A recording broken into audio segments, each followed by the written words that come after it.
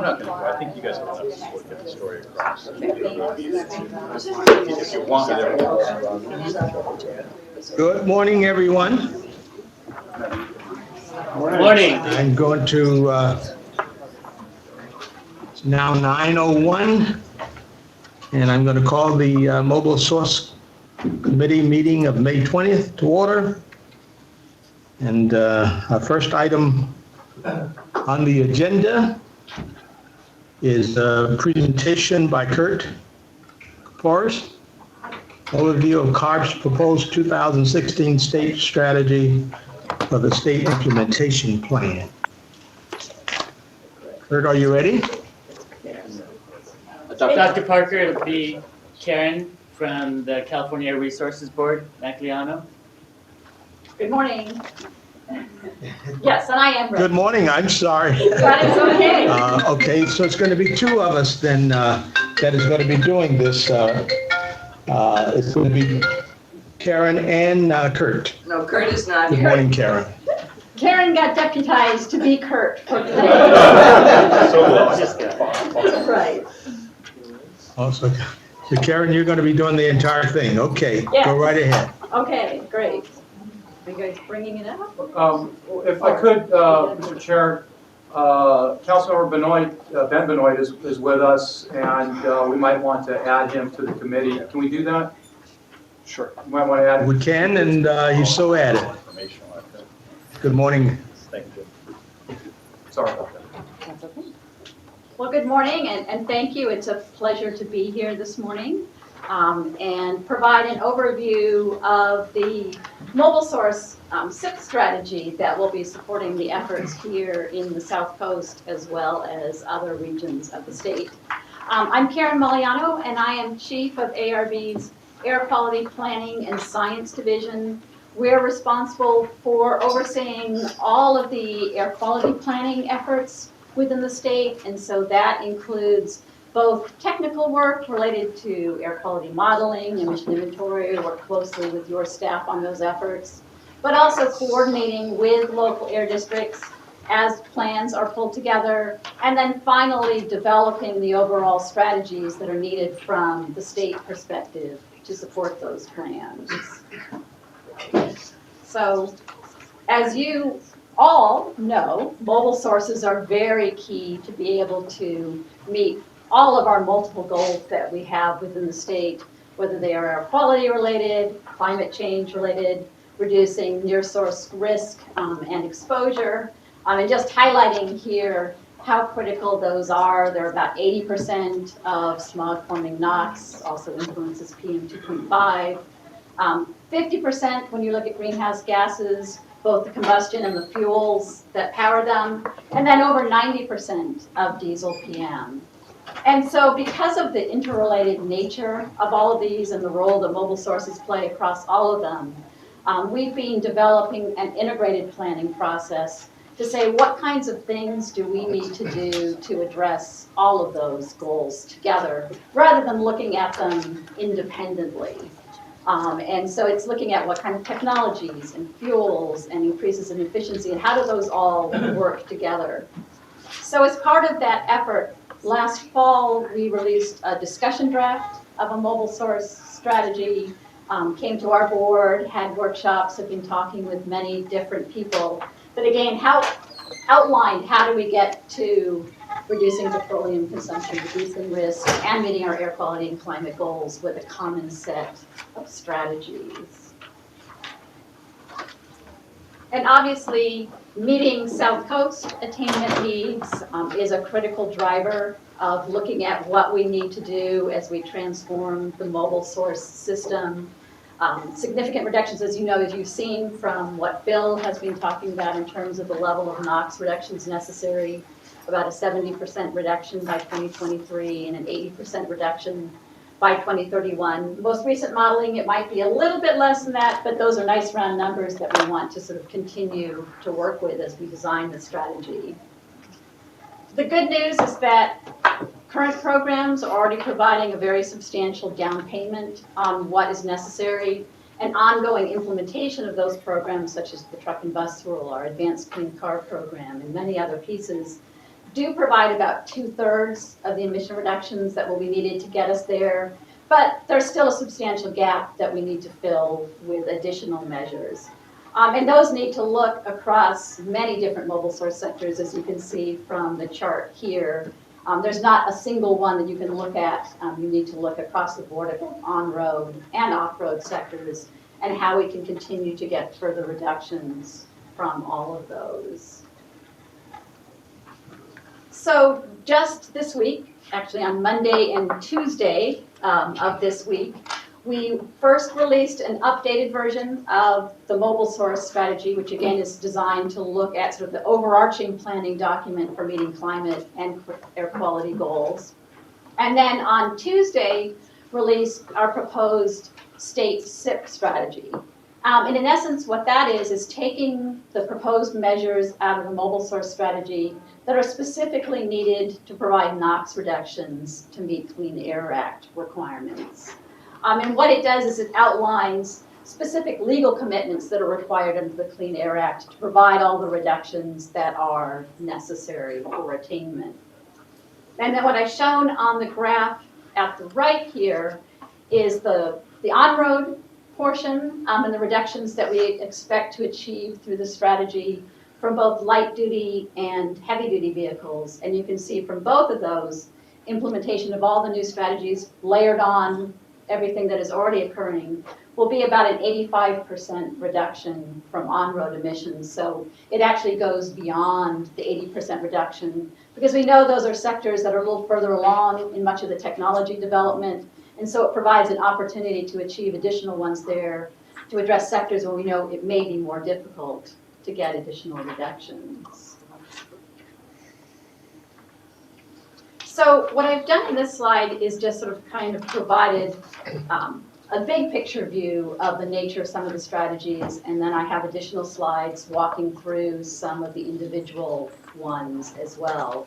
But they fall into a number of key categories that we're looking at. First is just establishing more stringent engine standards where we know we're going to continue to see combustion technologies play a role. And so this is looking at trucks and locomotives and ships and things of that nature. But at the same time, we know we do want to start increasing the penetration of zero emission technologies, especially as we look to reducing risk in freight hubs and areas. And there are many applications where we're already starting to see that penetration occur. We all know that there are light-duty zero-emission vehicles, but we're starting to see those come forward in some off-road sectors as well as some heavy-duty sectors. And so there are measures here to begin to require sales of those as well.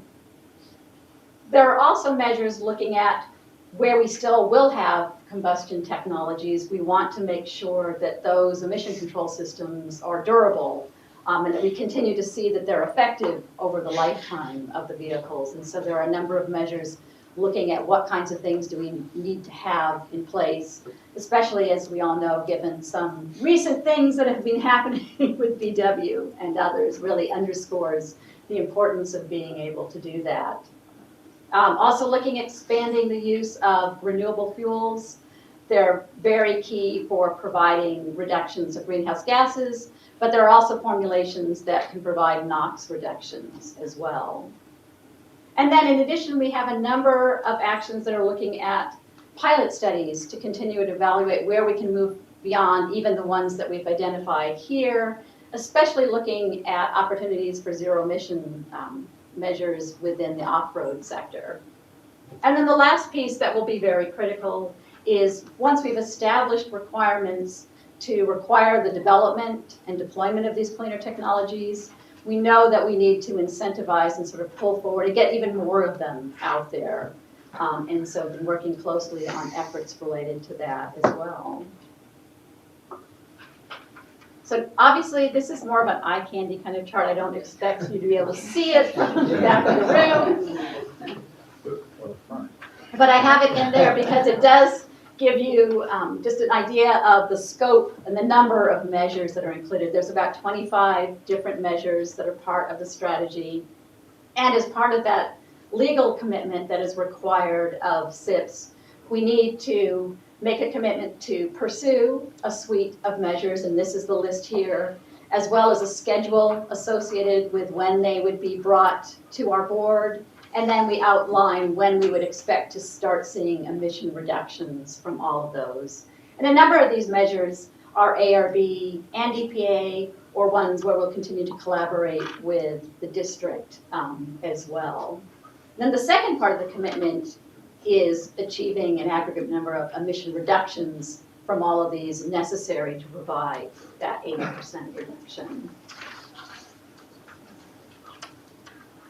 So the next 4 or 5 slides walk through those major groupings of the different elements of the strategy itself. So as I said, the first set are looking at establishing more stringent, cleaner combustion engine standards.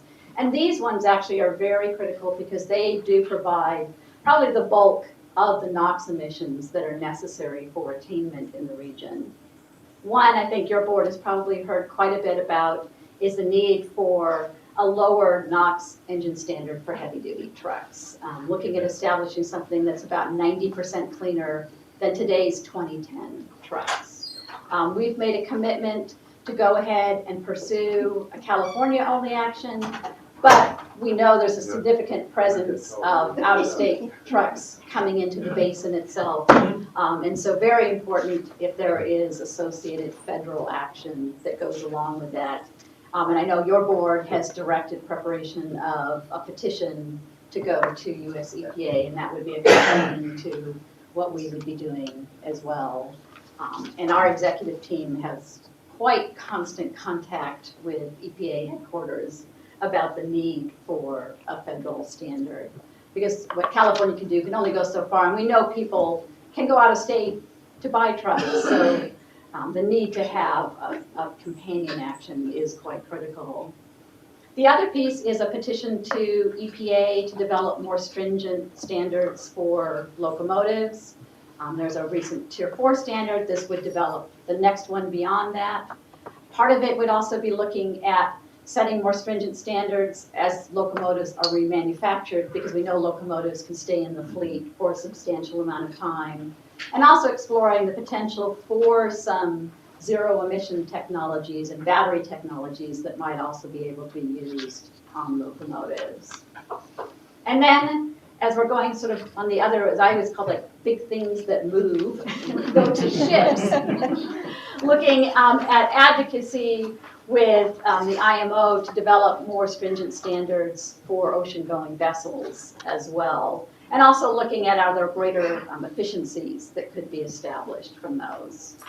And then the last one is strengthening the regulation that we have for when ships are at berth, looking both at whether we might be able to expand the regulation to cover additional types of ships that are coming into the ports.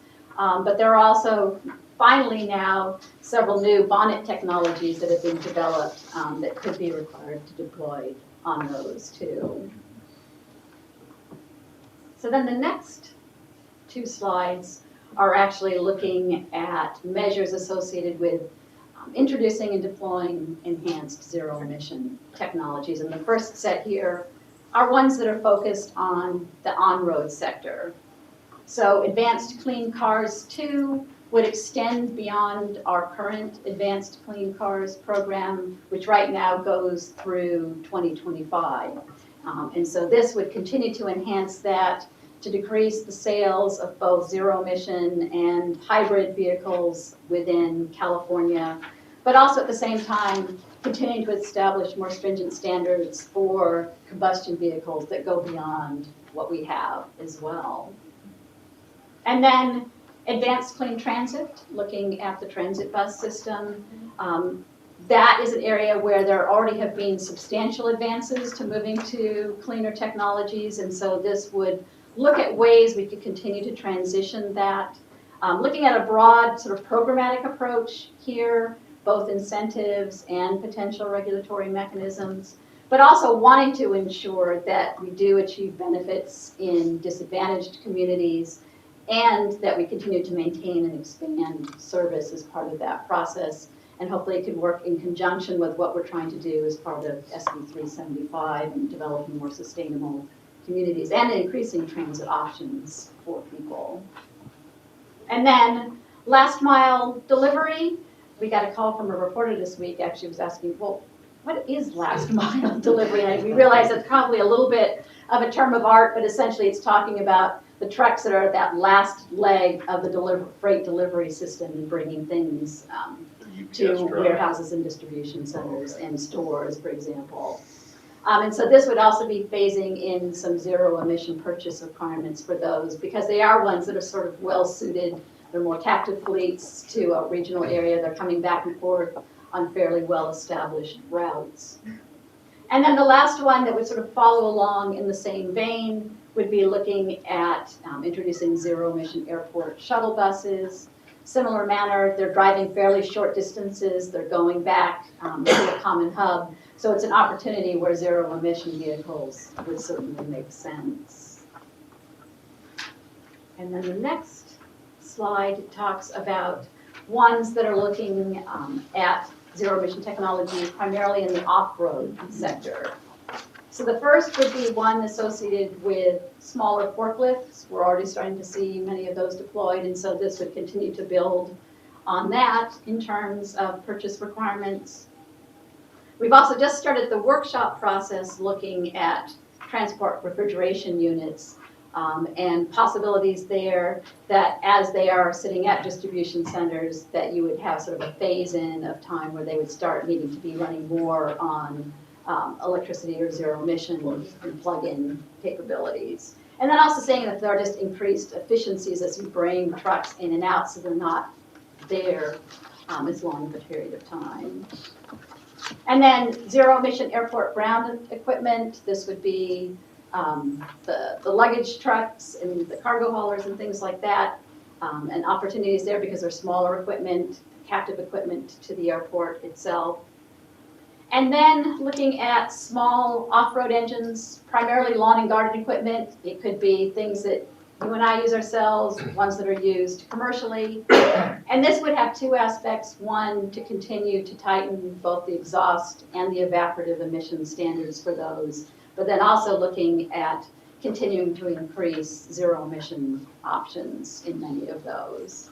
And then finally, as I had mentioned a little bit earlier, continue to do our technology assessments to look, as we're starting to deploy these particular aspects, how can we build upon those and use those as a platform for saying, you know, we've made some demonstrations now, identify additional opportunities. As well as looking at, are there increased worksite efficiencies when we're looking at certain areas as well. And then, of course, ensuring that we have durability of engines, whether they're light duty or heavy duty ones. So a measure that would continue to look at the performance of the light duty vehicle fleet. This would be something that would be done in conjunction with the Bureau of Automotive Repair, who has always been our partner in that and the SMOD check effort. Look at what are we seeing from the onboard diagnostic systems compared to what we're seeing when cars are coming into SMOD check and make sure the systems are working well. But also looking at the random roadside inspection data too. Obviously some of that has been very key to identifying some of the recent things that we've been seeing. And then similar efforts in the heavy duty sector to continue to make sure that we're not seeing as much engine deterioration on the technologies. So looking at the periodic smoke inspections that we do, opacity limits, looking at the warranty systems for the heavy duty trucks. And then the last one I have on here is not really an engine durability one, but it is looking at, as we look at our certification procedures, and we're starting to want to bring in some of these more innovative technologies on trucks, especially looking at hybrid systems and things like that. How can we modify our certification procedures that would better enable them to move through this process and see that there's benefits to getting those kinds of technologies certified. And then expanding use of renewable fuels. So there is a measure for developing a new low emission diesel fuel, looking to try and replace about 50% of the diesel demand with this low emission diesel fuel. And so this would have both greenhouse gas and NOx emission reduction benefits. Focusing initially implementation within the South Coast because that's where the need is the greatest, but then expanding it to statewide. And one of the key benefits of fuel requirements is that as soon as you start seeing them in the vehicles, you're seeing immediate benefits. So especially where there are technologies that are older, do not yet have selective catalytic reduction on them, fuels are one way to get some strong emission reduction benefits from those kind of vehicles as we in parallel continue to sort of advance the technology itself. And then the last piece, as I mentioned earlier, was that we know we need to, once we have these suite of new technology requirements out there, we know to get them into the fleet as soon as possible. And so this would be looking at ways to get that further technology deployment out there. Incentive funding programs have been very valuable in the past, and we know that they will continue to be important as we go forward, especially when we're looking in the 2023 timeframe to bring those technologies into the market. But also over the longer term, looking at the potential for additional regulatory strategies, especially as we see these ongoing technology assessments identify the potential for additional regulatory efforts. And then increased operational system efficiency strategies. Many of those will be explored as part of the freight strategy that I know Henry is going to be giving an update on after mine. And then, we're continuing to evaluate and see potential from the emerging changes that are happening from autonomous and connected vehicles and sort of intelligent transportation systems and the greater efficiency that can potentially provide as well.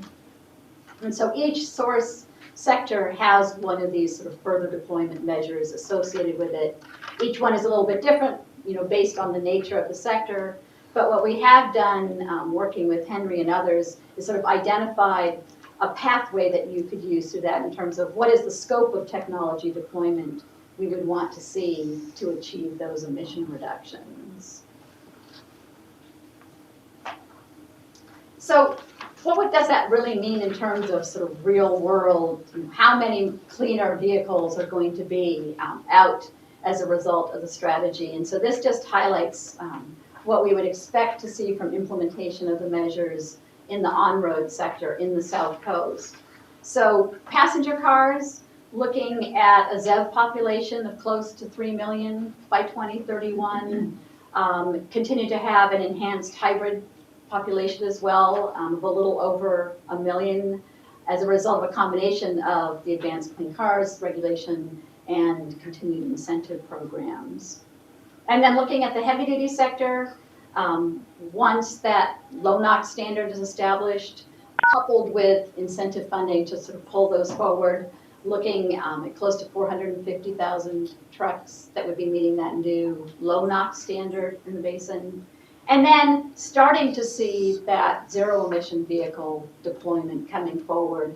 One of the key areas would be the last mile delivery trucks and getting about 11,000 of those. But we're starting to also see a number of demonstration projects that are coming along for other ones. There was just recent funding, just a few weeks ago, about $24 million to fund pilot projects on zero-emission drayage trucks. And that one can be very critical in terms of providing a lot of near source risk reduction for communities around the ports. So next steps. We're continuing to coordinate with the district because staff have developed and proposed a number of complementary mobile source measures, and so continue to ensure that those are working with each other. Continued collaboration with the district and identification of what are the funding needs for the incentive programs and what are the mechanisms that would be associated with that. When we look at the overall strategy itself, about 80% of the reductions, when you look at the existing program plus the new one, would come from regulatory efforts. But then looking at about the remaining 20%, that would come from incentive type programs. And so one of the key first steps is just identifying what are the technologies that we want to fund, which is what we've been working on. How far can current funding take us? And then where do we need to build from that in terms of the amount of funding? And what are a variety of mechanisms that we can pursue to achieve not only extending current funding streams, but new and innovative ways. And I know Wayne has some excellent ideas on that. And then we're also continuing to coordinate with US EPA on requirements for those incentive-based programs, and how do we ensure that providing reductions that can be credited within the SIP and the Clean Air Act. We've had some good experience in terms of looking at retrospectively how to walk through that process, but now working through prospectively, how do we do that?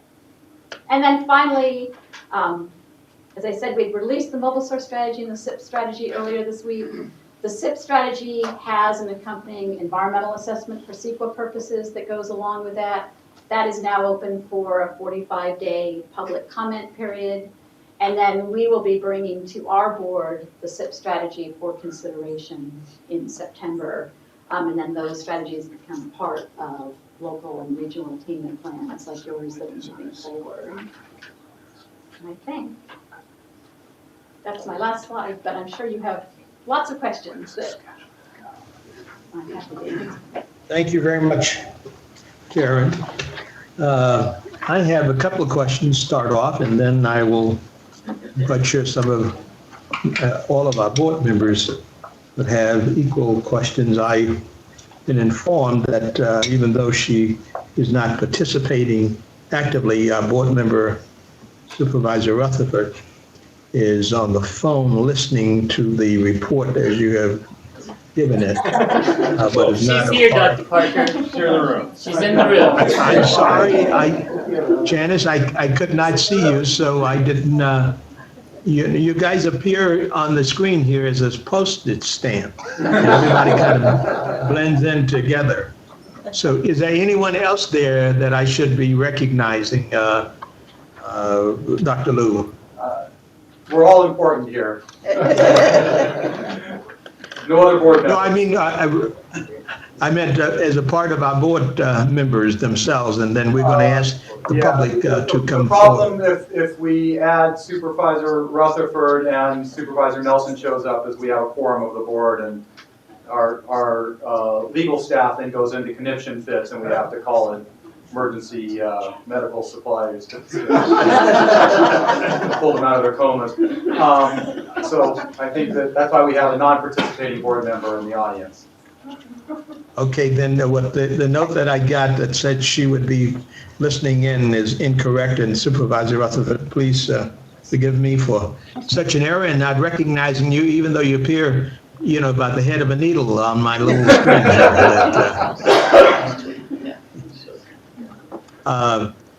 The question that I have really appears to be a very simple one. Whose responsibility is it to make sure that the incentive programs, such as the stickers that go on the zero emission cars, continue and they do not run out, so that the automobile dealers can use that as a means itself of selling their cars? It's my understanding that the state is now no longer issuing those stickers right now for people who are buying zero emissions or hybrid type cars.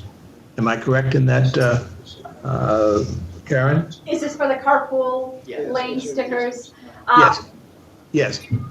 We have essentially run out of those at this point. They have always been extremely popular, obviously, but at this point in time. Dr. Parker, this is Henry. If I may comment to add on to Karen's response, that the green stickers have run out, but the white stickers are still available. White stickers for dedicated zero-emission vehicles or alternative fuel vehicles. The state legislature actually allocates the number of stickers per year and out to the sunset year, and there is movement to Try to change to bring that. that back again for the green stickers and maybe extend the deadline dates beyond 2019. When I see those kind of incentive programs being, just kind of running out, and we're still talking about having incentives available to the public, especially in the mobile source area, I think it's very essential, and someone should have a direct responsibility, I believe at the state level, in order to make sure that that happens. That being said, I'm going to ask you a question that on one of your slides, you showed that the zero emission vehicles is serving a population of 2.9 million in the South Coast. For 2031 is projected. What is the current population of those vehicles in our area now? You know? There are about 200,000 statewide. I would suspect that a large portion of them are in the South Coast and Bay Area are probably predominantly where they are. I don't have a specific number in the South Coast itself. I don't know whether Henry or Phil, you know. I don't know that we know. We have Well- 200,000 statewide. Out of 13 million Yeah. vehicles. Right, it's a- in our 17 area. million. There's a substantial ramp up that still Probably is 60 required to to 70% occur. of the sales are in the South Mhm. Coast. Really? Yeah, and I guess what I'm really getting at is that we're talking about almost an exponential number of cars being deployed in this area over the next 10 years, or 15 years, if you want to call it, a 14, I guess would be somewhere in that area. That's a lot without having these incentive programs being on hand right now. And I noticed that in that population, you did not, was that inclusive of the hydrogen fuel cell cars that we're talking about, that we are now deploying in this area and also setting some standards for it? I didn't see that. I saw that the hybrids and also the zero emission vehicles were kind of set out, but I didn't see anything about hydrogen. We did not specifically separate out hydrogen versus battery-powered ones, but that zero-emission population would potentially include both hydrogen fuel cell vehicles or battery-powered ones, depending about how the technology moves forward, what people are comfortable adopting moving forward. We're certainly seeing that we're starting to increase the number of hydrogen fuel cell stations. I think there was one just this past week that was kicked off in Santa Barbara County. And as you know, Mary Nichols just bought a hydrogen Mirai, but that would be part of this, that it could be either technology. I think there's 19 total stations in the state right now, and several more will be done by the end of this year. Okay, I'm going to turn it over to my other colleagues there to ask their questions. I'll have a comment. This week I attended a conference that was put on by NECA. And I don't know if you know about what they presented, but they presented the possibilities with relatively inexpensive retrofits of getting heavy-duty diesel, the .02. And the estimated cost was anywhere between $500 and $1,000 with adding on these retrofits, which could certainly get us a really long way toward where we want to be at .02. So we already have .02 CNG, and if we can put .02 into the rest of the fleet at that cost, it's really remarkable. So maybe Matt wants to comment on that. Do you know more about the particulars? Only that we saw the diagrams. Yeah, we saw the diagrams of the research that's being conducted at Southwest Research, so it's very encouraging. But we should also note that when they were essentially doing exploratory, where they put certain technologies in the tailpipe to reduce the emissions, and based on that, with higher heating and dosing of ammonia, they found that they could get to those levels. But this is certainly not a package already developed. They just, based on their research, they think they can achieve it. And you can also remember, these are the manufacturers of the technology, so of course they want to push that. And it's probably overly optimistic, but I think it was very encouraging to see the low emissions that they were able to achieve on the bench. And these were for trucks that are 2010 and newer, I That's right. understood. That's They're right. not for your really old trucks. Right. It's for your 2010 and newer, which is encouraging because as we put forward regulations that require our trucks to get cleaner and cleaner, the 2010s, are relatively new regulation, and we hate to see stranded assets with those getting pushed off the road for even cleaner technology. So I'm very encouraged by that. At the same time, we need to work on these old trucks and use our car and oil program, our incentive programs to phase them out. They have to be phased out by, what's our date on that? 2023. We gave them an extension for small fleets. We gave them small fleets, and most of the older trucks are these small fleets. Right. But CARB gave them an extension because we hated to see those people go out of business. I mean, they're small truckers, with 1 to 3 trucks. They're the sole breadwinners in their families, et cetera. And so I made a plea at CARB when this came up a couple of years ago to extend it, and it does, hurt our emissions, picture here in the South Bay, but at the same time, it does ensure jobs for these people going forward. And as we develop new technologies that are less expensive, we can phase them into the newer technologies. And one of the things that we hope to be able to take advantage to it, as you see more of these .02 engines being certified to our current optional low NOx standard, to the extent that people are going to be having to turn over to what would have been a 2010 engine under our truck and bus rule, if we can incentivize them to go to that .02 now, there are substantial emission benefits that occur early as part of doing that. And just to add on to the discussion, we are talking with California Trucking Association about purchasing these cleaner trucks, and they have started to participate in the Proposition 1B program for the low NOx element of the program, and we want them to continue that. They indicated that if there was some of their members indicate that if there was a diesel truck at .02 or .05, that they would buy those trucks if they were available. The other issue is that a lot of the bigger fleets have a 2010 truck at this time, and we would like to see how we can have those fleets buy these cleaner engines and not lose the asset of a 2010 truck. As you know, most of our incentives program is a scrapping-based program. So we're discussing with ARB some ways to do this, and we need to discuss this with EPA as well to see how these programs can work in a more innovative manner than they have been in the past. The other issue that we have to be concerned about is this is the last year for Prop 1B. And so that's provided a lot of incentive money for us, and that was a bond. And I brought this up at the ARB meeting yesterday, that if we need to move forward, we need incentive money, and we need to think about where is that going to come from. I don't know whether the legislature is going to be receptive to putting another bond on the ballot. But where is the money going to come from? I mean, they have the transportation bill, that is sitting before them. And, they had some plans for transportation, improvements, but I'm not sure that would go toward incentive money. But, it's always comes down to the money, where is the money and, how can you get it?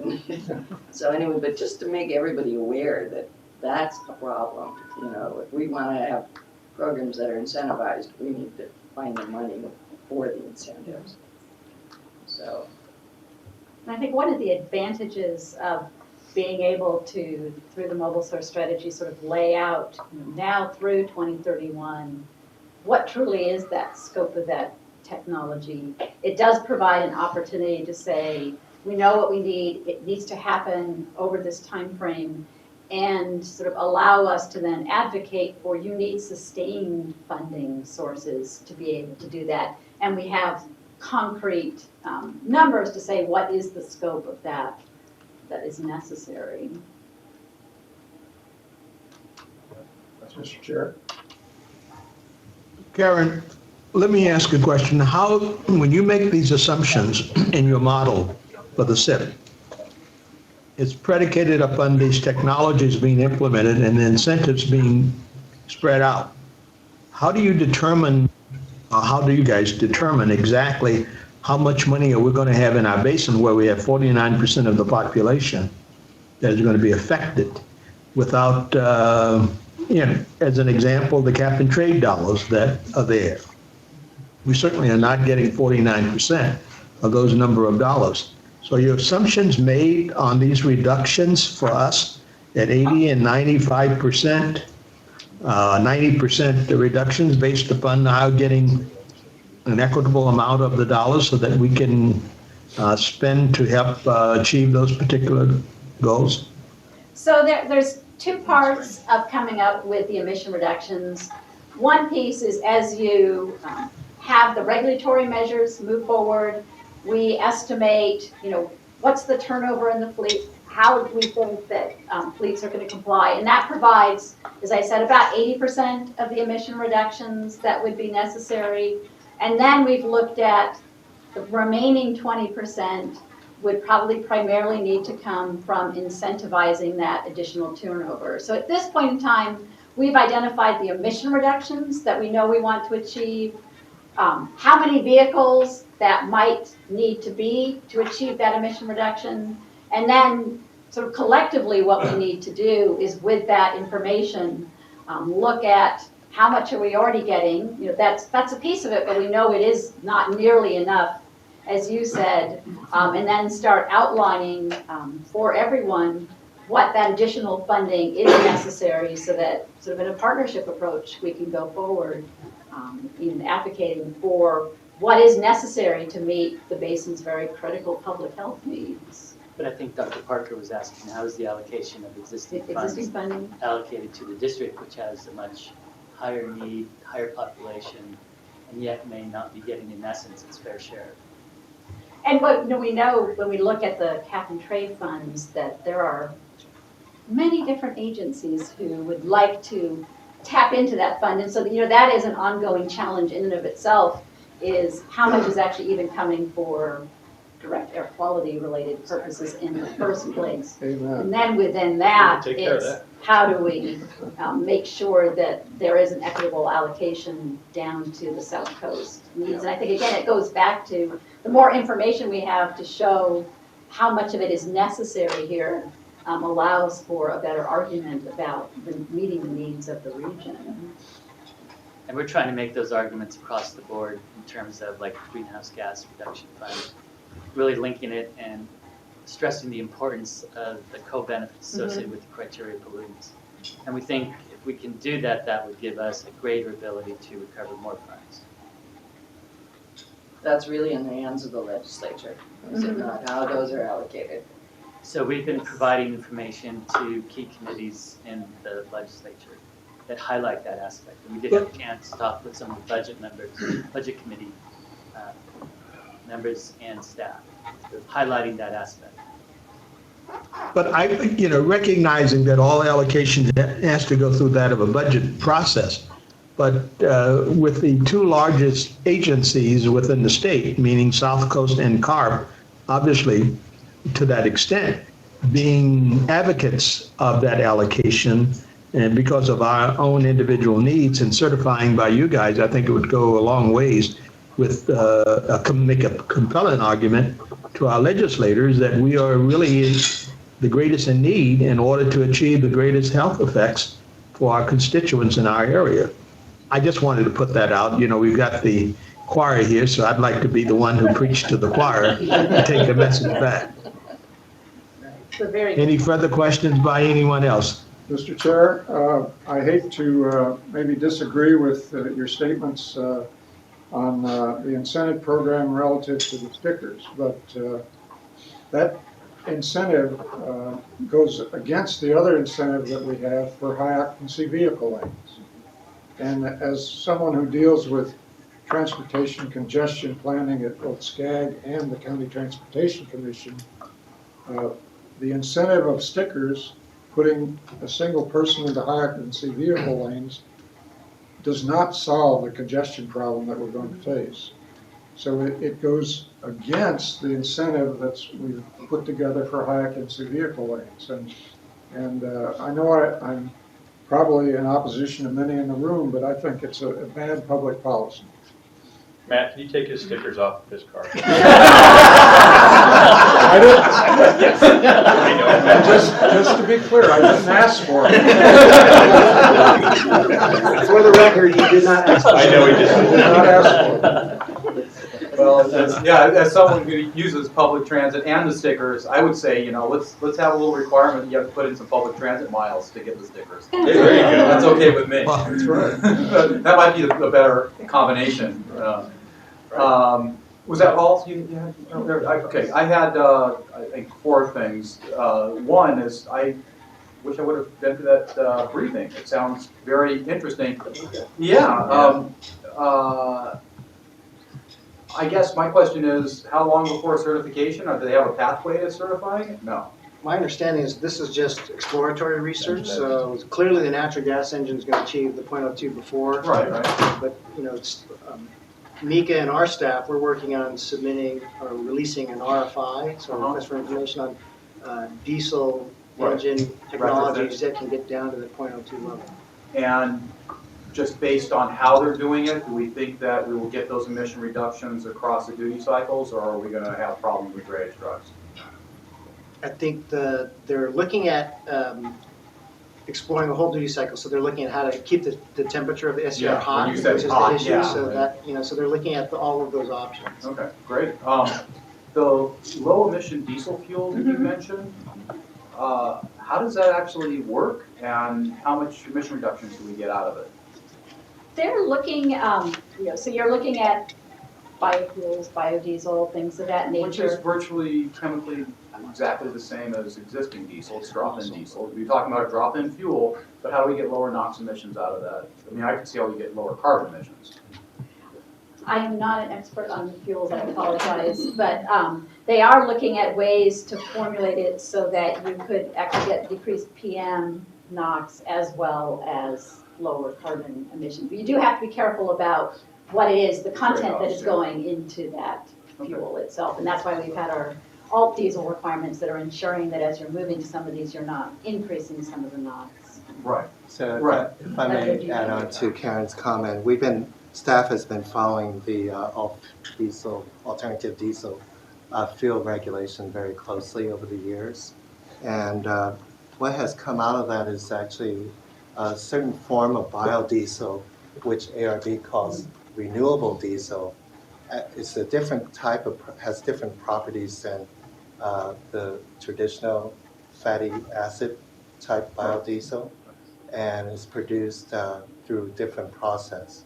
Turns out that it has a property to not only reduce particulate matter and CO2 emissions, greenhouse gas emissions, but it also has a property to reduce NOx in non-SCR equipped engines.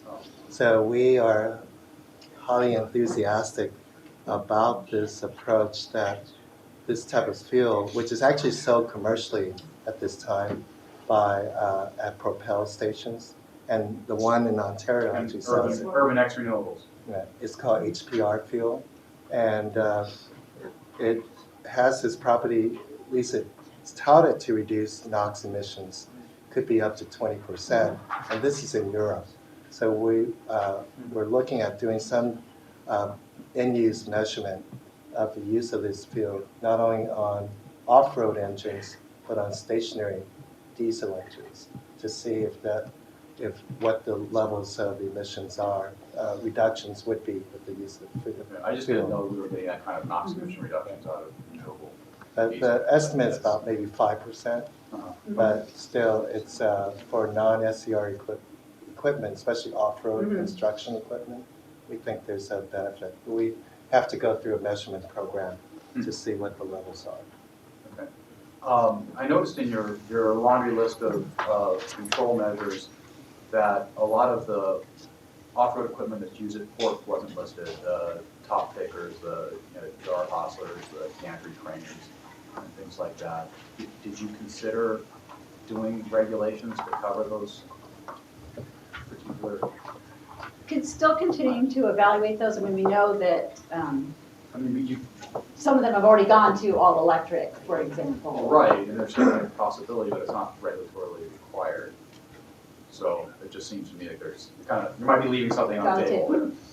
Especially if I'll comment on that. you're doing, you know, shuttle buses and other things that have a duty cycle that seems to fit the capabilities right now.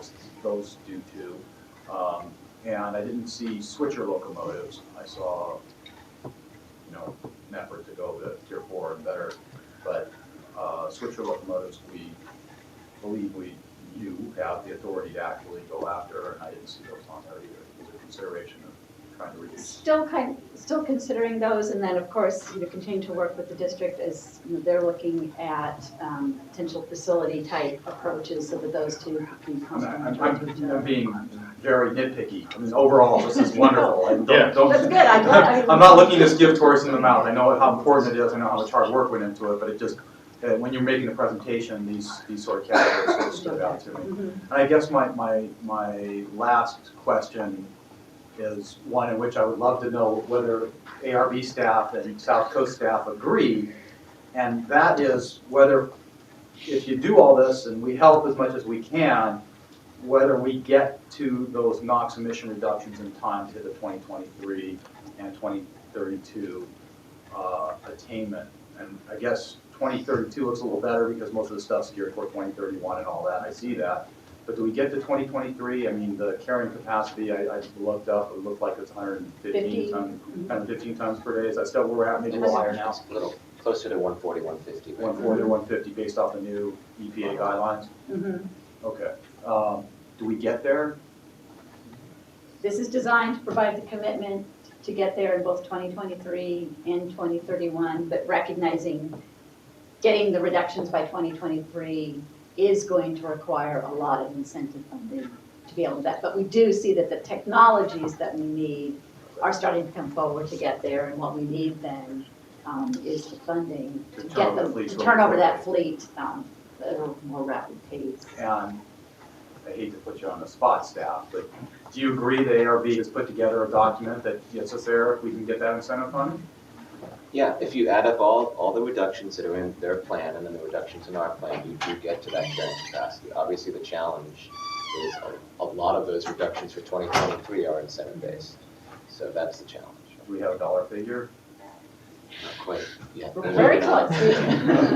We met just last week. It'd be helpful to know. I mean, right, it really, it does come down to, you know, do we need a new bond? Do we do go to Metro and other, you know, transit We hope to agencies be and back try to at raise least at this committee and other taxes groups or within whatever we a do. month to have Try to numbers. fund that.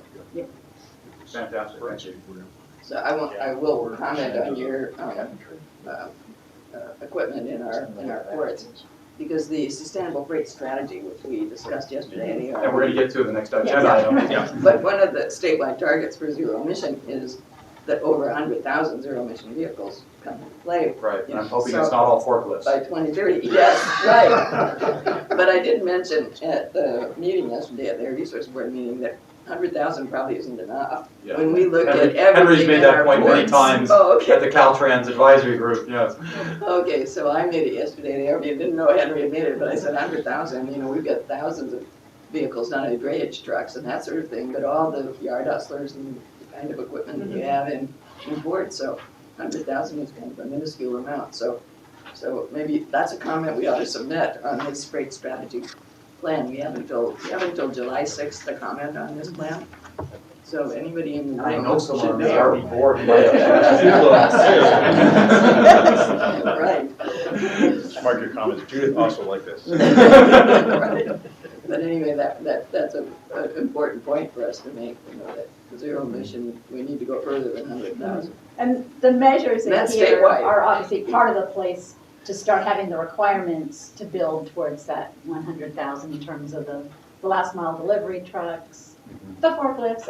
It's a smallish piece, No, I but mean, there are other no, the pieces. forklifts are kind of the low-hanging fruit in some ways. I mean, it could be done with fuel cells and batteries and all sorts of other stuff. So Sure, do the forklifts, but don't limit it to But also, forklifts. right, and then the drayage trucks as they're coming along would be a key part of that. And I had one quick question, and again, sort of with Joe getting back in the weeds, and this is all great, but just looking at the, when you looked at the ZEV technologies to the transportation refrigeration units, you talked about getting those maybe plug in at the distribution facilities. What about also at the stores where they're eventually ending up, like at the back into the Walmart and the back into the Smith Brothers? Could those also be plugged in there?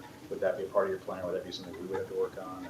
I think that's, the starting point would be the distribution centers, just because they're larger, that's where it's probably most cost effective to start introducing those requirements, but over time, I think we want to continue to look for ways that we can expand upon that. I've actually heard resident complaints about that. With Mhm. you know, Thanksgiving turkeys all show up in containers right by their house. And Mhm. they Stay there all night for days. So, Mhm. okay, just wanted to check on Let me comment on that. that. So one of the things on the agenda was short-lived climate pollutants. And the hydrofluorocarbons that we use for refrigeration are targeted in that plan. And so I'm sure that Garb's going to be looking at all those sources for hydrofluorocarbons. Very And good. just kind of speak to, we have all these different plans that are coming forward. We have the SIP, we have the scoping plan, we have the short-lived climate pollutant plan, we have the freight plan. And very much a high priority of the board is to look more holistically across all of those plans and how do you integrate those strategies and how do they work together to get where we need to go. And one more thing, you talk about that last mile delivery. I was envisioning the last mile of Amazon when we're talking about all the delivery trucks that are pouring out of an Amazon distribution center every day. You know, when we talk about zero emission, you know, the potential for a small drone delivering that package as opposed to a large UPS truck, there's a zero emission technology. How do we incorporate that future technology? Would we somehow encouraging, at least sending a letter to the FAA and say, hey, we could appreciate this, could be supported? Are we looking at that at all in this, or have we looked at that staff? Okay. Not directly, but I know it's, Amazon is certainly, I know they piloted in. I talked to somebody who commented on that, an engineering type person, who said, that isn't that easy to do. Yeah, right. Because, I mean, if you are in a park running your little drone, you're standing here with your remote. But if you are sending a drone from a distribution center miles away, I mean, that is not that easy to engineer. Here's my engineer right here, Larry will know that. So it sounds really great, but I don't think it's close to being perfected. But you want to continue to explore Sure, yeah, R&D money into so many different things. Right, let Amazon do it. Yes. Let Amazon do their R&D money and not ours. Yeah, nothing, you know, I think we need to jump into, but just to make sure we put it on our radar that technology could, you know, my sister lives in San Bernardino, she's right close to a warehouse. She's very proud of the fact she can get a delivery in the morning, in the afternoon, and midday from Amazon.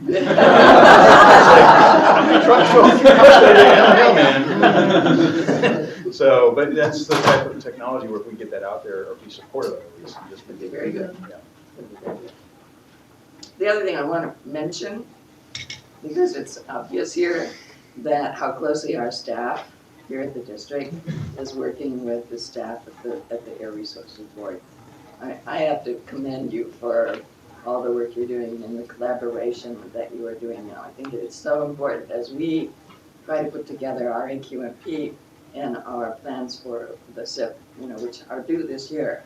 So it's really important that we have this good relationship with the Air Resources Board and we're working together. You can see they're doing a lot on the mobile source side because we keep getting the issues here at the board, like what are they doing? Well, you can see they are doing a lot and they're working with our staff to get there. So I just want to commend you for that.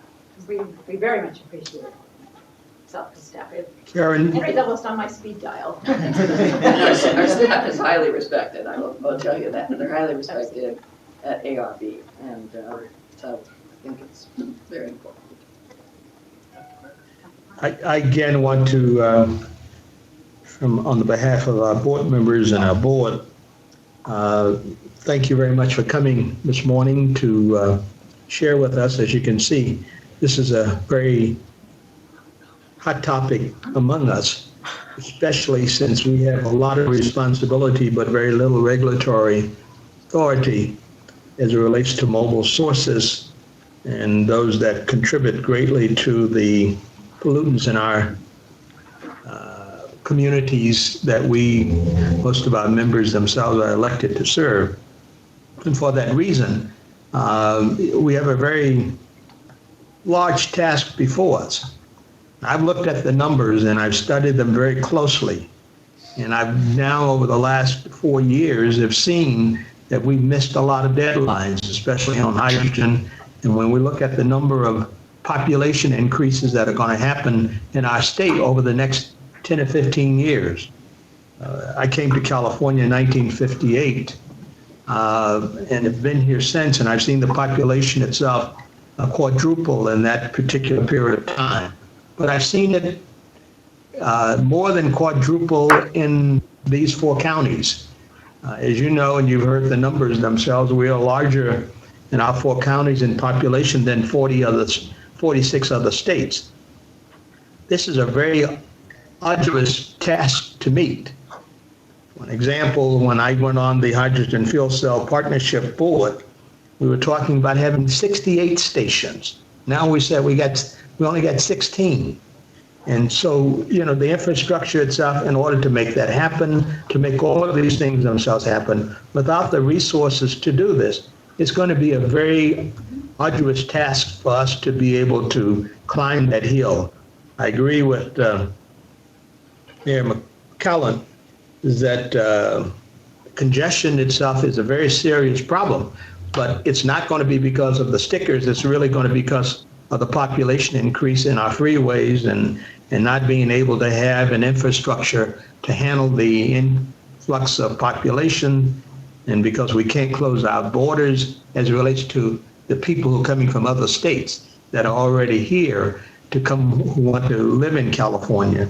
It's going to be a very difficult situation, and the money is going to be the incentives that we're going to have in order to speed up some of these technological advances is going to be very, very important for us in order to be able to do this, because these numbers themselves, as they are projected right now, and that's why I ask you, what are the numbers and what is the actual model that you're using as it relates to the population increase, as it relates to the number of cars that we're going to have in this community and how they're going to basically be rolled out. Because as I see, and I know that they have to report to you, the OEMs don't necessarily agree that these kind of numbers of zero emission cars themselves are going to basically be sold in our communities that is going to meet these particular projections. That being said, I'm not going to get into a more discussion as to how this actually comes about, but I think it's just going to be very, very important that we do get the resources that we're going to need in order to be able to help meet these, since we don't have the regulatory authority to pass regulations that is different from that what has already been passed by the state.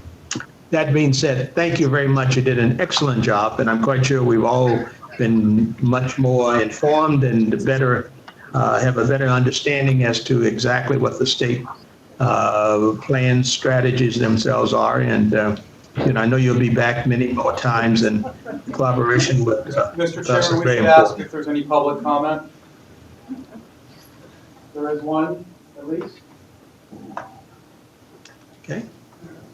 We don't actually. Come forward and please give us your name. That's all right. My name, I can, first of all, thank you for a great presentation. It's been a real challenge this week, trying to go through both of those two documents. Please identify yourself. I'm sorry, I'm Lee Wallace, representing, or consultant for SoCalGas.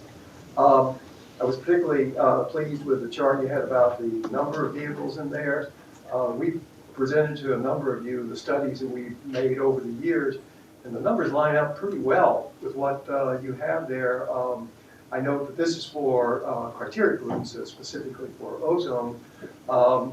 The incentive study that we had got a 33% reduction, fewer number of trucks. Those, I mean, initial look at it seems to be in the right order of magnitude and everything.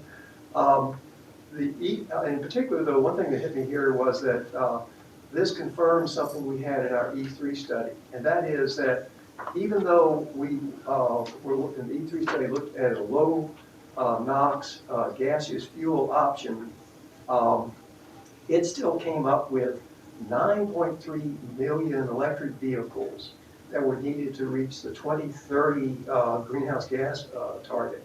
you're talking here about criteria pollutants, so it lines up about the same thing. But I think the general point here is that, at least for the broader planning purposes, there's not a real competition between zero emission vehicles and gaseous fuel vehicles throughout the plan. It really applies in certain sectors. And I think what you're talking about here is what we call the low NOx gaseous option, because it really, you had a better opportunity to reduce NOx emissions and greenhouse gas emissions in that heavy duty sector where we use alternative fuel. One competition that I'd like to point out, though, is within the heavy duty sector, and that has to do with what renewable fuels you use.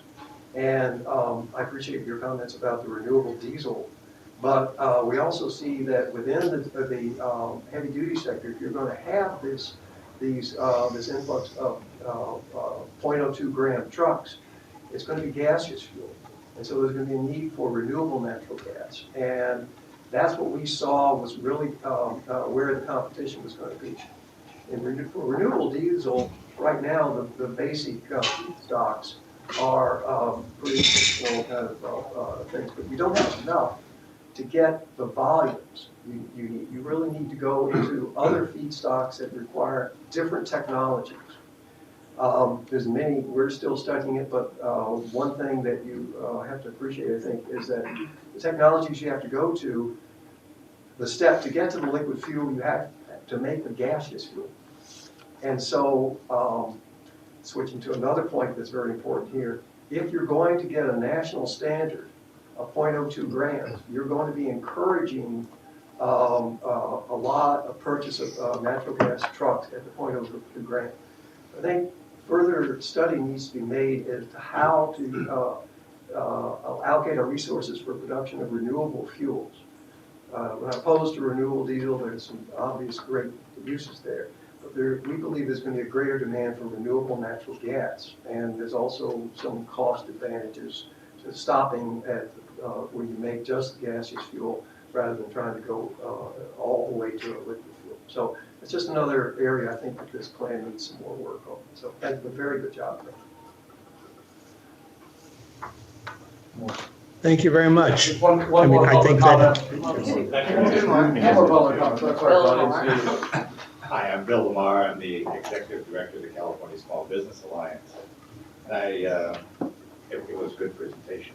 Thank you very much. I guess my question that I have, and I think it's been answered, but I just want to make sure. You all have left the most difficult component of this SIP unanswered right now. You have an answer to the number of vehicles required, the amount of emissions that are needed, but you're still uncertain as to the exact amount of incentive money that's required and where this money is coming from. And I sense that there's a similar challenge here to stationary sources with the control measures here. We now have control measures for stationary sources, but not necessarily a source of funding. My question is, do you anticipate having this last question answered before the SIP leaves here and goes to EPA? And if not, what impact is this likely to have on its approvability? So I think the answer would be yes, we do expect that to have that fully outlined before it goes to district board, before it comes to our board, and certainly before it goes to US EPA. And then the companion piece to that is what I had on my last slide, where we're working closely with US EPA to say, given that there is an element of the SIP that relies on funding, how do we make sure that that works within the construct of the Clean Air Act so that it is a fully approvable plan? I think the hope would be that even with the release of the draft AQMP next month, that we would have some of these numbers and at least some ideas for where the funding could be generated. So definitely by the end, we would hope to lay all that out. And I think it'll take a little time because, as Henry mentioned, some of the incentive programs we might be looking at are a little bit different than how we've looked at them in the past. So we want to make sure we look at those costs and how we can make the most use of the money that could be made available. So hopefully by, the release of the draft and next month, we'll have some dollar figures for everybody. Susan Stark. Okay, One more, Chairman. Hello, Dr. Parker. Susan Stark with Tesoro, and thank you, Lee, for not opposing renewable diesel. It's something we are looking into ourselves, but what I wanted to ask, just a clarification. So there's a 45-day comment period on the SIF. The mobile source strategy was issued as an update. Is that also being available for comment, or? We are open to public comment on both of them. Just for CEQA purposes, when we put out an environmental assessment, there is a prescribed 45-day comment period, because when we take the SIP strategy to our board, we need to be able to respond to any environmental comments that came in, but broadly across both documents, accepting ongoing comments. Anyone else? There's no more public comment here, Chairman. okay. Well, I think we have certainly had a robust discussion on this topic this morning. Again, Karen, thank you very much for coming, and we look forward to seeing you again very soon, and hopefully next time you'll bring dollars with you. I'll check it. Okay, thank you very much. Henry, I think you have gotten kind of tuned up, so you should be ready to go on the overview of the draft California Sustainable Freight Action Plan. Thanks, Dr. Parker. Staff would just want to give a brief overview of the draft California Sustainable Freight Action Plan that was released earlier this month. And the document is actually part of the governor's executive order that was issued back in July of last year, which calls for an integrated action plan on that was to be developed by actually 4 state agencies, 4 departments of the state, rather than 1 department, because of the broad nature of it. And this action plan was supposed to be developed by July of this year. And there are 3 elements of the plan, which is to establish clear targets to improve freight efficiency, transition to zero-emission technologies, as well as increase the competitiveness of California's freight system. So this last one is actually the toughest part, because it's hard to quantify competitiveness, but the action plan that was released talks about this. And there are other elements of the governor's executive order to identify state policies, programs, and investments to achieve the targets that are brought forward. The initial work, also the executive order asked for some call for projects to look at broad-based types of projects that would be advanced early on, and to look forward to what would be needed to have a sustainable transportation project. So I'll talk a little bit about that. And the agencies were directed to cooperate with each other. So as we talked earlier, there are different objectives of each agency, Caltrans versus ARB versus the Natural Resources Agency. So this was really an effort throughout the state. The state agencies involved, there are 7 of them. They're mainly the State Transportation Agency, the Environmental Protection Agency, Natural Resources Agencies, and the Governor's Office of Business and Economic Development. And within those agencies, we have Caltrans, ARB, and the Energy Commission. The plan came out, as I mentioned earlier this month, and there is a vision statement in that plan. And I'm not going to read the whole thing, but I did want to highlight the last sentence in that vision statement, is that the transporting freight reliably and efficiently by zero-emission equipment everywhere feasible, and near-zero emission equipment powered by clean, low-carbon, renewable fuels everywhere else. So this motto vision is what I believe ARB is working under, what we're working under when we look at developing new zero-emission technology and where they actually could be applied vocationally, such as the short haul between the marine ports and the nearby rail yards where there's a fixed route and the vehicles just go back and forth. So those are where zero-emission technologies can work. Last mile delivery was mentioned. And then everywhere else would be near zero. So using this model is really how we want to look forward in moving forward with everything we do, not only just in the freight sector.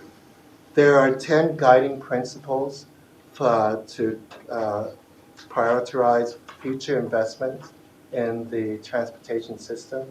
The 10 are listed here. Environment is only one of the 10. So the other ones are regional and local support economy, safety, community impacts, maintenance, reliability, efficiency of the system of the project itself. So these 10 principles will be used to develop sort of a score sheet to prioritize future transportation projects. Relative to the 2030 targets, the first one is to improve fuel efficiency by 25% by 2030. And the draft action plan has a metric to do this estimation of efficiency, and it's based on gross domestic product divided by the tons of CO2 equivalent or greenhouse gas emissions. So there's a table in the plan that uses this metric and shows that by 2030, at this point in time, if nothing else was done, there will only be a 3.8% improvement in system efficiency.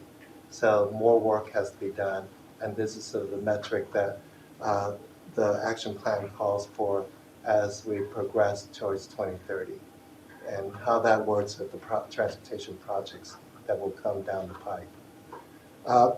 The second one is to deploy the 100,000 zero-emission equipment and maximize near-zero emission equipment by 20.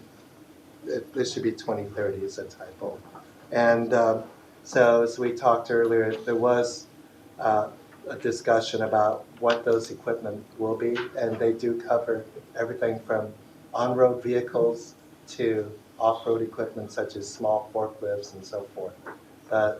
The target, when we talk to the staff involved in putting together these targets, they are looking at an initial target, and they hope that these targets will be updated as the plan moves forward in the coming years. Lastly, is on the increased competitiveness element, there was a qualitative comment that it will foster future economic growth within the freight and goods movement industry. This will be worked on as the action plan is put in place. There are 9 state agency actions that are being proposed, and 5 of these 9 actually have more detail, and I'll go into those 5.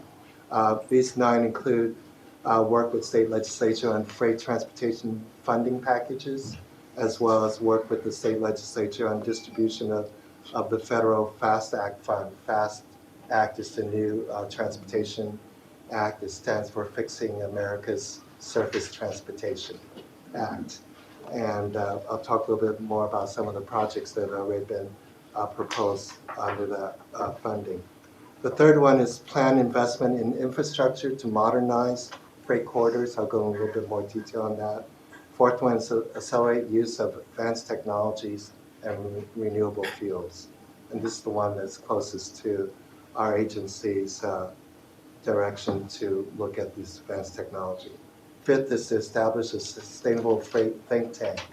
And this is more looking at coordinating between academia and freight logistics stakeholders and how future the freight system will look in California. The sixth one is to develop strategies, tools, and data that considers commercial viability and promotes competitiveness. This is the one action to address that third element of this item. The seventh is continue work with freight efficiency development groups, and eighth is implement steps to meet existing and future workforce needs. So there's a need to not only look at the current workforce in the freight industry group, but if we have all these advanced technologies, how we move forward with that. And a lot of these things your board has already directed staff to look at as part of the growing use of advanced technologies and having the workforce to maintain those technologies. And the last one is to identify regulatory or permitting process improvements. Just quickly, under the FAST Act solicitation, there were 21 projects submitted statewide under this solicitation.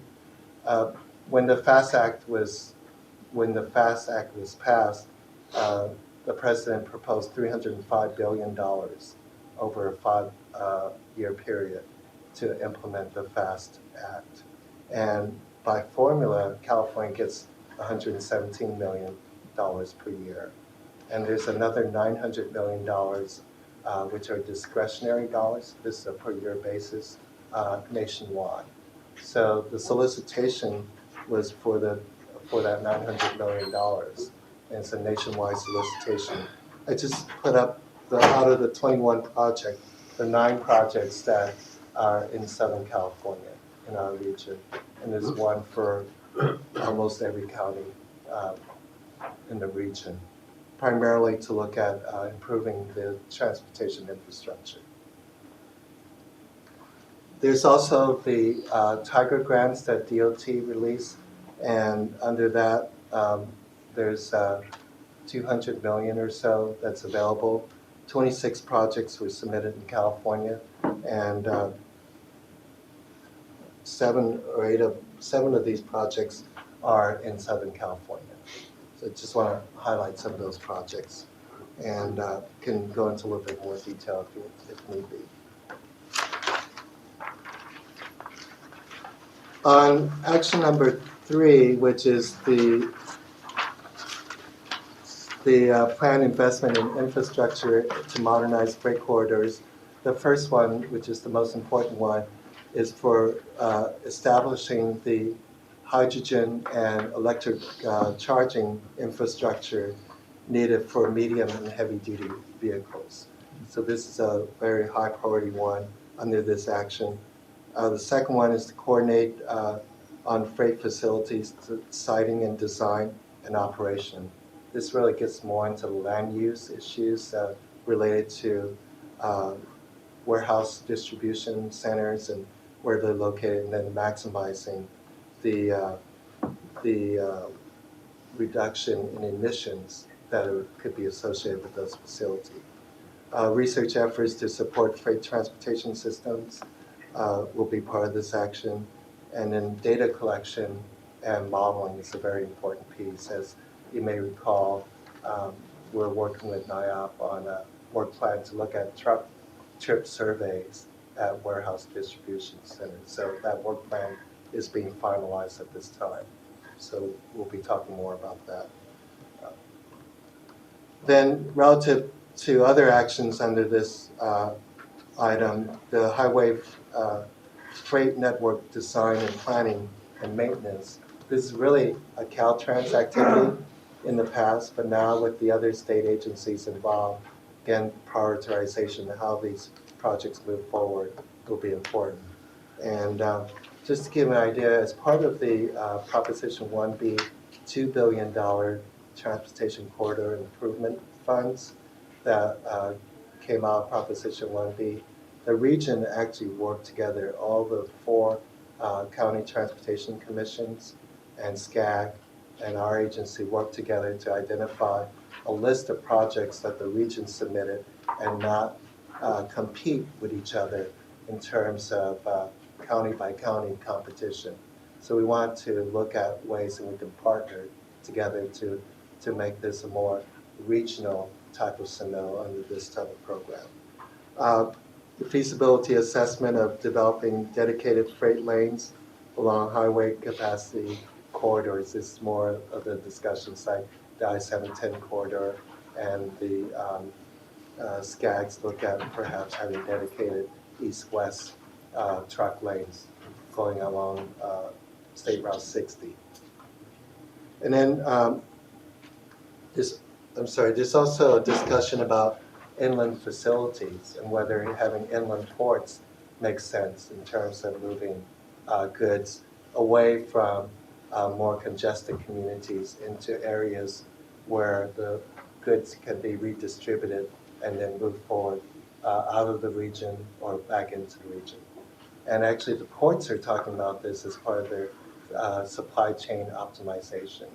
Of course, if we want goods moved back into the region, we want them done with zero and near zero technologies. The freight rail network is another area that they're looking at, as well as aviation. Under action item number 4, these are actually these actions are consistent with what's in the mobile source strategy. So essentially, these are the same measures that are in the strategy, but placed into the action plan. So I don't want to go into detail unless there's a question on this one. And I'm just going to go on to number 6, 7, and 8, which are basically to develop the tools that are necessary to quantify competitiveness. And in some of the discussions that we have had with the staff is that it's very hard to define economic competitiveness. It can be competitiveness on a very local level between various businesses, but you're looking at the state level competitiveness of California to other states. So there's going to be a lot of work done there.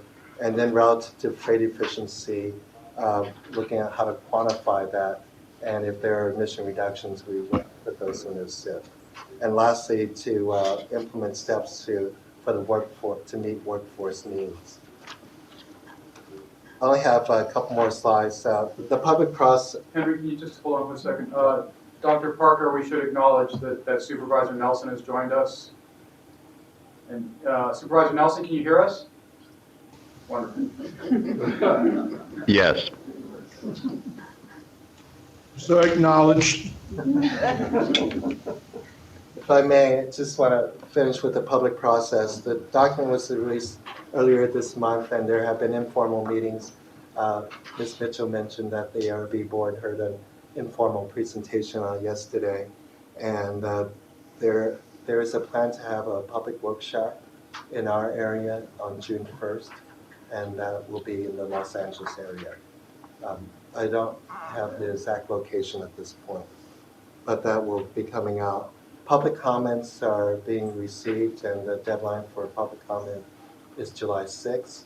My understanding is that the state agencies would like to finalize this document actually in July and submit it to the governor because of his directive. That's the governor's directions to us. I don't know how much of a change it will be despite the comments received. Some of the comments heard so far is mainly on the metric and how the metric would work, and comments from the railroads and others that this metric may not be the appropriate metric. So that's probably where most of the comments will be. And the other portions, there weren't as many comments so far. And then, as I mentioned, the plan will be finalized, submitted to the governor in July. I just want to end with some of the initial staff evaluation and potential for commenting on the plan. The first one is that it is overall consistent with the proposed SIP strategy from ARB, and that's a good thing for once. That it's a recognition by the other agencies the need for reduction in emissions. The identification of needed zero and near zero emission technology deployment, 100,000 is not enough. So that was the comment Ms. Mitchell made, and we do recognize that. Third is there's probably a need to talk a little bit more about the co-benefits of criteria pollutant, air toxics, and greenhouse gas emission reductions. And there were several comments that from stakeholders that they didn't see that connection in the plan. So, so we want to make that clear that there are co-benefits and to maximize that, maximize those co-benefits. The fourth one is to place a higher priority on environment as you consider the other 9 principles. I mean, there's community impacts, but when we, in the TCIF process under Proposition 1B, Caltrans and the State Transportation Commission came out with a proposed way of ranking or scoring the projects that were coming under TCIF. And what had happened was there's almost like 20 parameters, and environment was only 1.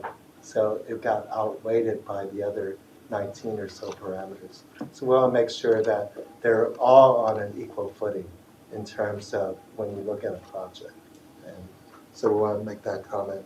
And lastly, to want to continue to work with all the stakeholders in the deployment of zero and near zero emission technologies. So staff will be preparing a draft comment letter for to the state agencies on this. And that concludes the staff presentation. Thank you very much, Henry. Any question by any of the board members? Dr. Parker, I would just say that I would encourage staff to include, have them add health as a parameter, and for us to include asking them to prioritize not only environment, but health as well. Okay, anybody have any objection to that request by Dr. Liu? No? Okay, hearing none, so ordered. Just one comment. Well, Just one comment. go ahead. Chair, I'm surprised that they're only having one public meeting and it's in LA when most of the freight comes out through the Inland Empire. And there at least ought to be one meeting in the Inland Empire somewhere. Let me talk to staff on that.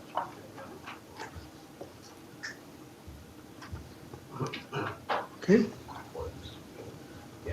Supervisor Nelson, would you like to have any comments on any of the matters that have proceeded today? Dr. Parker, thank you. I don't have any comment, but I do appreciate the comment from Director McCallum. That does make some sense. I mean, realistically, you've got a substantial amount of freight either going up through the pass into Victorville or going straight through and continuing through Supervisor Benoit's district. Perhaps it might make some sense to at least have one meeting further east.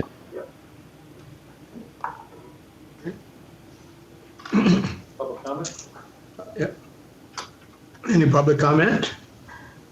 No. All right, thank you very much, Henry.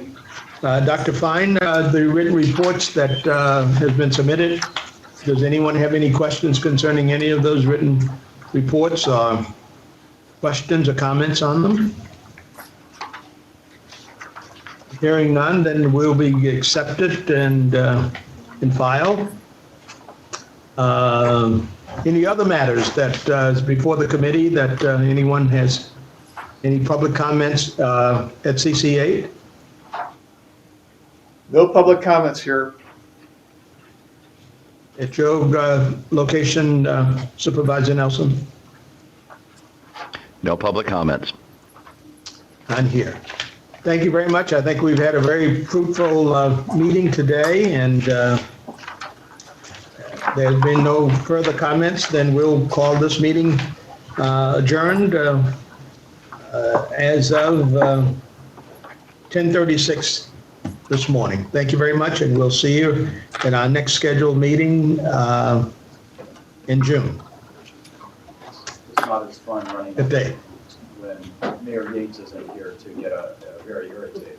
So then I'll get more irritated. We need to get the stage started, so everyone